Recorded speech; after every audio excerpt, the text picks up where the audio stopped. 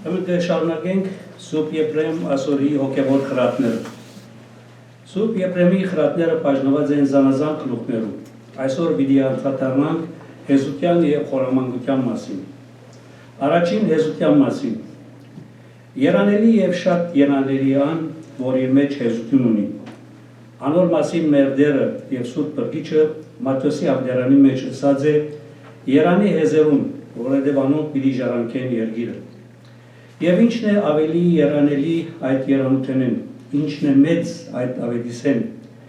ինչն է բայցավ այդ ուրախութենեն դրախտի երկիրը ժառանգել է։ Ուստի լսելով, թե որքան մեծ կանցեր խոստանա այդ ավետիսը, նախանցախնդիր եղեք այդ վաստակին համար։ Աջաբարեցեք մտնել այդ առաքինության բայցարության մեջ, սրտով խանդավառվեցեք եւ որքան որ ուժ ունիք, չանացեք որ ձեզ ոչ ոք այդ երկրի ժառանգությունեն արդակսված չլա, որովհետեւ հետո անմիտ զղջումով դառնաղեք չարդասվեք։ Աջաբարեցեք հեզություն ցերծկել, ինչպես Եսայի մարգարեն Սուրբ Հոգի միջոցով գսե, բայց ես Սամարտոց բիդի նայիմ գսեդերը, այսինքն դժբախտին, ընջված հոգի ունեցողին եւ իմ խոսքես բախծողին։ Կարելի է արդյոք չսկանչանալ այս ավետիսով, քանզի ինչն է ավելի բարավոր, քան այս պատվերը։ Ուրեմն նայեցեք, որ ձեզ որևէ մեկը չգործնցնե այդ երանությունը, այդ ուրախությունն ու զվարճությունը։ Այդ պատճառով փութացեք հեզություն ցերծկել, որովհետև հեզը զարդարված է ամեն բարի գործերով։ Հեզը եթե նույնիսկ նեղացած է, ուրախ է, եթե նույնիսկ վշտացած է, շնորհակալ է։ Իր սիրով զայրացկոտները կխաղեցնեն, հարվածները իր վրա վերցնելով գմնա անսասան։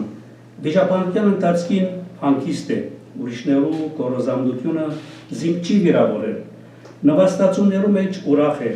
արժանիքներեն չի մեծամտանար, չի բարձենար, բոլորի հետ խաղաղությամբ կապրի, ամեն գործի պատրաստ է, միշտ գովազանքի արժանի է եւ բոլորը զինք կկովեն։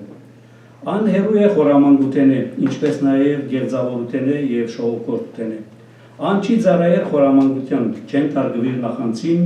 գխրչի եւ գկանի չարախոսութենեն, չի հանդուրժեր զրբարտությունը, գկանի եւ գվշկա փամփասողներեն։ Երանելի հարստություն է հեզությունը, ամեն մարդ զինք կպարապան է։ Երկրորդ խորամանկության մասին։ Եվ այսպես պետք է արդասվել եւ արցունք տապել անոնց համար, որոնք հեզություն չունին իրենց մեջ, այլ տաշին կնքած են խորամանկության հետ, որովհետեւ անոնք արժանի են ձայնրակույն տադավջրի, ինչպես ասված է Սաղմոսներու քիրքի մեջ, որովհետեւ չարագործները շուտով պիտի գործվին,